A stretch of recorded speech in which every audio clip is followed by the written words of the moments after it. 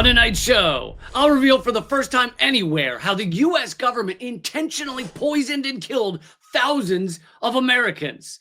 I mean, you can find it in history books, but this will be the first time I reveal it anywhere. Plus, is Trump putting an end to the proxy war in Ukraine, which is not a proxy war? It's just the U.S. waging war against Russia through another country, which is the definition of a proxy war.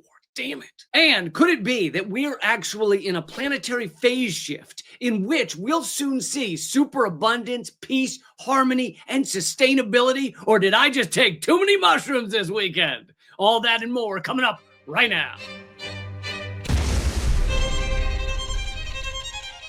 Welcome to Unredacted Tonight. I'm the most censored comedian in America, Lee Camp. The age of post-materialist superabundance is here. Well, it could be if we behave like adults rather than demonstrating the foresight and systemic planning of Teletubbies.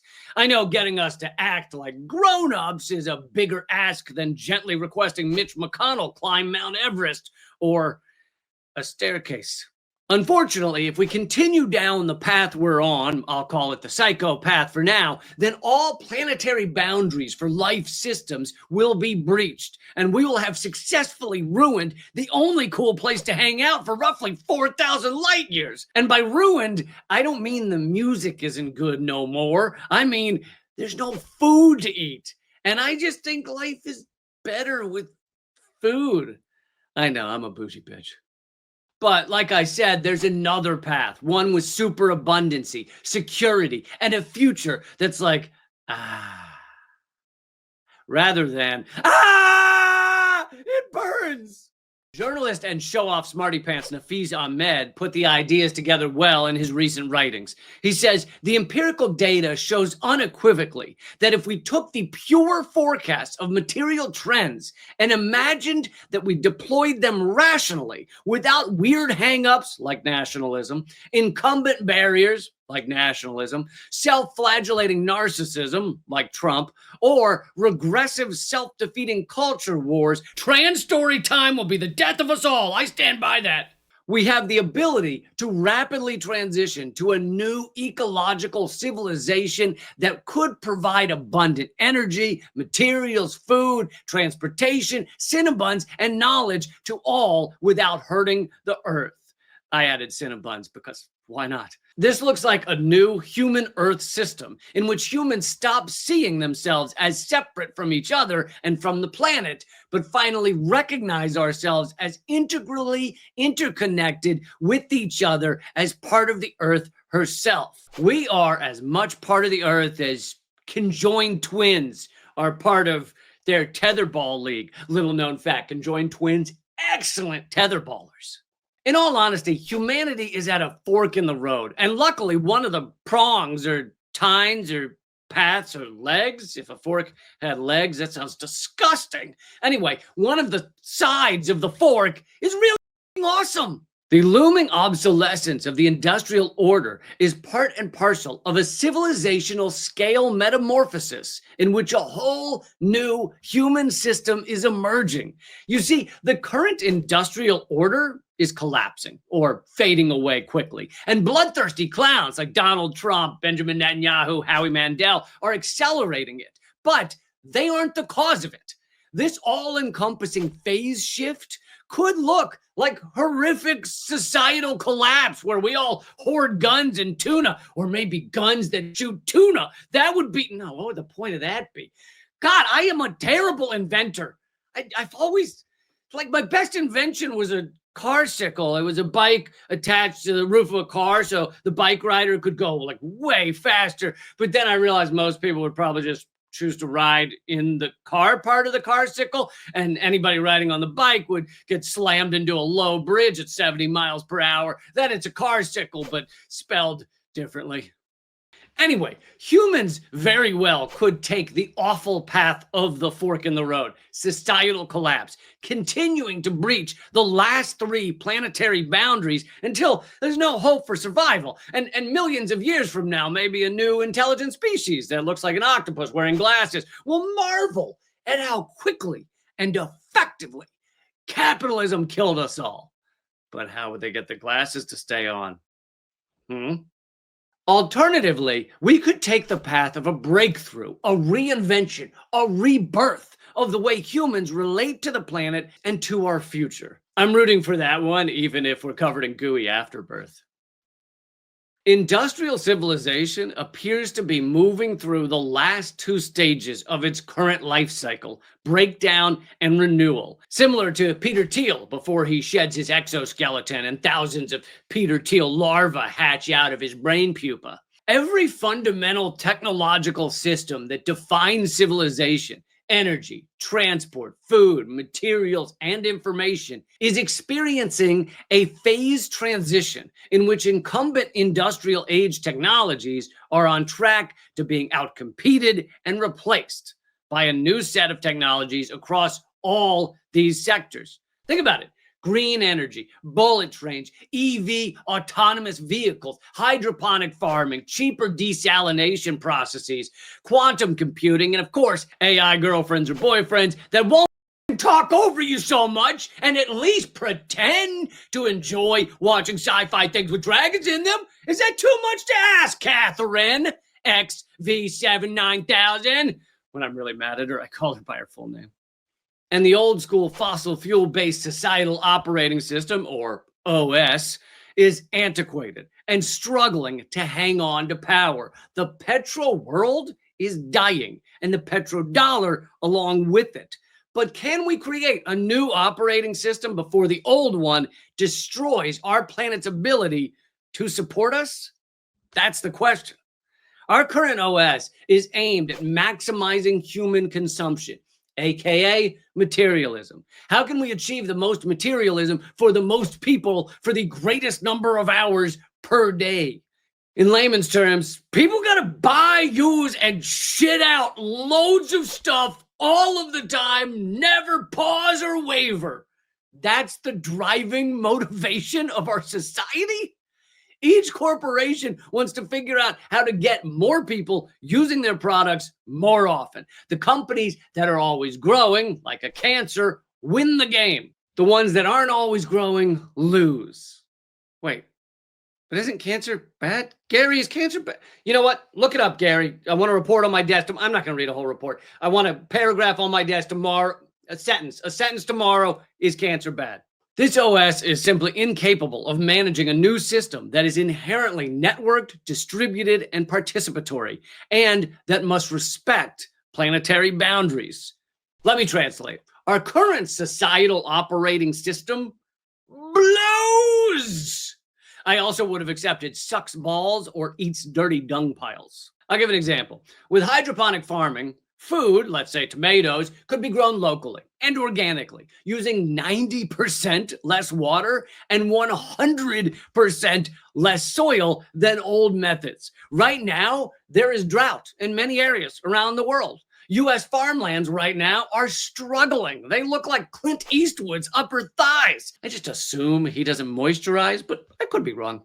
Plus, with hydroponics, tomatoes would not need to be flown around the world and trucked across the country using loads of resources, specifically fossil fuels. Your tomatoes shouldn't speak 3 different languages, is what I'm saying. These local tomatoes could then be given to people for as their needs require. Instead, right now, the guy with millions of dollars might buy 10, 20 tomatoes a week, flown in from China, of course, eat only 2 of them, then throw all the others away, because who cares? Buying more than he needs and throwing them out is not a problem to him at all. All the problems with it are externalized, dumped onto others and the environment. Meanwhile, the portion of the population who are poor might only be able to buy 1 or 0 tomatoes. And instead, they either eat cheap junk food or go hungry. In our incredibly efficient system, the United States discards more food than any other country, nearly 60 million tons, 120 billion pounds every year. That's estimated to be almost 40% of the entire U.S. food supply. Our system is insane. It's ludicrously wasteful. It's ridiculously exploitative and abusive. It rewards cancerous corporations and promotes unhinged sociopaths to the top. This is an antiquated, outdated, and offensive OS, which stands for Orange Sorbet. Wait, operating system. I meant operating system. This operating system is like trying to run NASA mission control on an Atari game console. Really? Going after Atari, Lee? Way to hit a man while he's down. But we have the answer. It's staring us in the face. We know the solution. A new operating system. Not materialism, not capitalism, not consumerism. We are on the cusp of a giant leap in our material capabilities as a species, but we are in danger of aborting that leap, falling into a new dark age, if not into total collapse, if we attempt to take the leap from within the outmoded framework of the old industrial OS. And the only way I'm going back to the dark ages is if I get to wear one of those little man skirts. It looks kind of fun, doesn't it? I mean, I just kind of want to do the Marilyn Monroe. Woo! Dear me, it's windy. Ooh. But yes, we're trying to make this tremendous leap from an outmoded OS. It's like trying to play in the NBA while wearing your shoes from elementary school. All of a sudden, one of the best basketball players in the world can barely walk. Humanity is trying to take an unprecedented jump in our capabilities while wearing shoes from when we were 7 years old. We need new shoes, which at this point, I'm 80% sure is a metaphor for systemic change. How we choose to design these material systems is, of course, not just about materials. It's also about what we value, about what we are really committed to. And for more on this topic, let's talk to the creator of the Zeitgeist film series, the inspiration for the Zeitgeist movement, and the smartest guy I've ever met, Peter Joseph. Hey, Peter, how's it going? Good, man. How you doing? Good. Great to have you here. So we're seeing unbelievable leaps forward in energy, transport, food, materials, even information transfer. We're witnessing kind of a planetary phase shift out of the industrial age systemic structure. And even though we live technically in a post-scarcity world, these leaps are being chained down or kneecapped by our economic structure. Do I have that right? Well, as I've always said, efficiency, conservation, these are enemies of market capitalism. So the more efficient we become, the more we move towards things we could call post-scarcity, the more the system gyrates to manufacture new problems to keep money moving, right? I think it was John Maynard Keynes in the 1930s who appropriately predicted, in fact, even though people can disagree with some of his logic, he said, you know what, by the time of, around now, people probably will only work like 5 hours a week because we will have transitioned the system of appreciating a post-scarcity lifestyle where people don't need to all live in mansions. There will be a basic sense of egalitarianism, a basic consideration of others, a basic consideration for the planet, and then everyone will have a balanced life using technology efficiently. This is after the Industrial Revolution, where a lot of people were theorizing this kind of thing. But no, people like Edward Bernays came into the corporate structure, commercial advertising, decided to pervert everything, and not just because for money and profit in the explicit sense of gain, but because that's what the system requires. It's an infinite growth system. So the more efficiency we create, the more you have to compensate for the loss of sales because of that efficiency. Thanks a lot, Peter. Now it's time for a segment we call Please Welcome to the Show. One of the only positive things Trump has done is move to end the U.S. proxy war in Ukraine. Wait, who wrote this script? It's not a proxy war. Okay, I told you guys, not a proxy. A proxy war implies we, the United States of America, created, funded, and armed this war between Ukraine and Russia, which has killed hundreds of thousands. Well, okay, in terms of funded and armed, guilty as charged. Oh, that was a crazy couple of years, right? But this is not a proxy war. Let's ask someone who knows a lot more about these things. Please welcome to the show the former head of the CIA and former head of the Pentagon, Leon Panetta. We are engaged in a conflict here. It's a proxy war with Russia, whether we say so or not. No, shut up, Leo. What the hell are you talking about? This is a war between Ukraine and Russia, and we, the United States, just happen to be helping our friends, the Ukrainians. Well, let's ask one of the faceless bureaucrats who work at the think tanks that actually usually decide our foreign policy. Please welcome to the show William Courtney, adjunct senior fellow at Rand Corporation and former U.S. ambassador to Georgia. Courtney, baby, proxy war, schmoxy war. Am I right? You tell him. Because this has become a proxy war. It's not just Russian war against Ukraine. It's really a Russian war against the West. Courtney, keep it down. You guys better keep this shit quiet or the mainstream media might catch on to this garbage about it being a proxy war, and then where will we be? Come on, let's get another opinion. Please welcome to the show longtime host of Meet the Press and corporate media AI-generated goatee head, Chuck Todd. The Russians are going, hey, the U.S. is fighting a proxy war against us. I think the answer is yes, we are. If we're going to call this a proxy war, then it would justify Russia's behavior because they're not only up against Ukraine, they're up against the United States, the most powerful and bloodthirsty nation on earth. If you idiots tell everyone this is a proxy war, then no Americans or British or anyone is going to keep supporting this crap. Plus, calling it a proxy war means it could be ended by the United States, which is kind of Trump's point. And I know he's a disgusting sociopath, but it would mean he's right. If it's a proxy war, then the whole we're not fighting Russia, we're only helping the Ukrainians argument is thrown out the window harder than Pete Best. First drummer for the Beatles. You should have known that. So clearly, it's not a proxy war. Let's ask someone who's actually been a part of it. One of the politicians who has led the push to keep it going. One of the politicians who has met with Zelensky on many occasions and influenced his behavior. Please welcome to the show troll-headed sack of gelatinous ooze and former UK Prime Minister Bobo Johnson. Bobo, my friend, shoot down this insane myth of it being a proxy war. We are, let's face it, we're waging a proxy war. We're waging a proxy war. At two, Bobo? Well, that's just great. Congratulations, liberal America. You just managed to somehow make Donald Trump look sane. That's like making Dana White look like not a convicted sex offender. You might have missed it in the swirling chaos of our collapsing empire, but the Trump administration has scrapped the EPA rule to limit toxic forever chemicals in our air and water. The government is allowing the American people to get toxically poisoned? That's unprecedented. Is it? Let's go to some mind-blowing old news. Remember that time the U.S. government intentionally poisoned and killed thousands of Americans? No, I'm not referring to Hulk Hogan's Real American Beer. There's a little bit of Hulk's Grundle sweat in every can.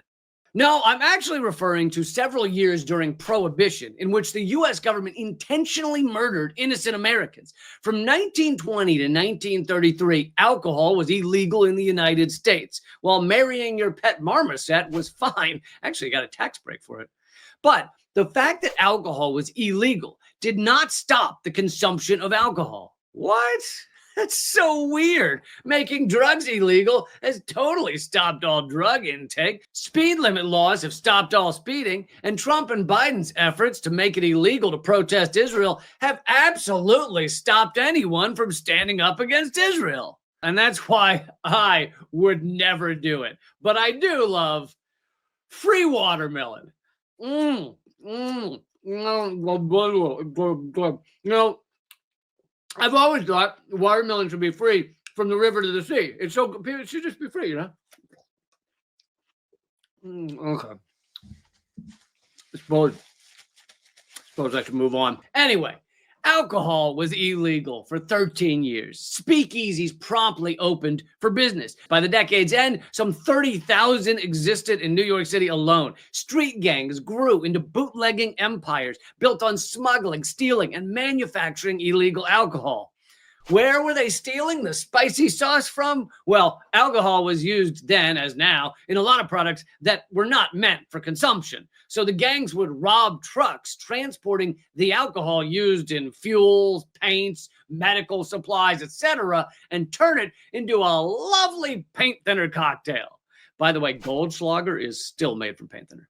So how did the government respond to these dastardly gangs helping people get illegally tipsy? Federal officials ordered manufacturers to make their products far more deadly, even though they knew that these trucks would be robbed and alcohol would be served to unsuspecting innocent people having a drink at an underground bar.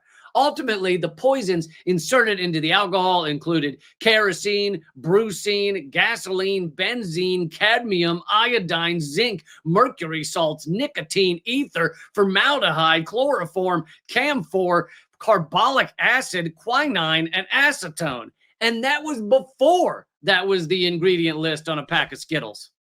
The Treasury Department also demanded more methyl alcohol be added. That proved the most deadly. The Treasury Department? Apparently several different federal agencies were getting in on the action?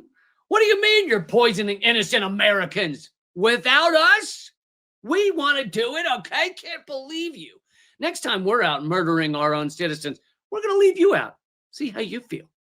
In 1926 in New York City, 1,200 people were sickened by poisonous alcohol. 400 died. The following year, deaths climbed to 700. These numbers were repeated in cities around the country. That's 1,100 deaths in one city in just 2 years. So how many did our government murder over all 13 years of Prohibition? We're not sure, but by the time Prohibition ended in 1933, the federal poisoning program, by some estimates, had killed at least 10,000 people. 10,000.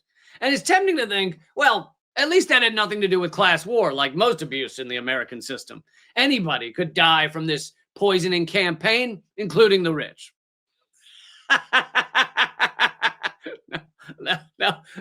You sweet, naive thing. The industrial alcohol that was getting stolen and poisoned was almost exclusively sold to the lower-end drinkers.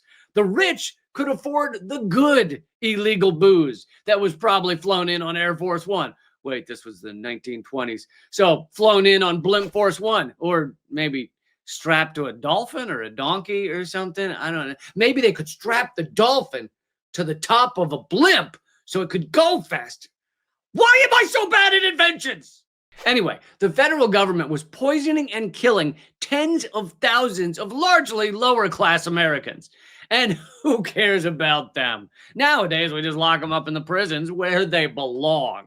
If you're rich, you don't go to prison, okay? Let's be honest. If you're rich and you're in prison, your lawyer must have been Gary Busey or something. Like, you really shat the bed in the legal department. Never use a lawyer you found out about on an ad on a urinal puck, okay? Seriously. So that's the story of the U.S. government knowingly poisoning innocent Americans. And it never happened again. Roundup herbicide.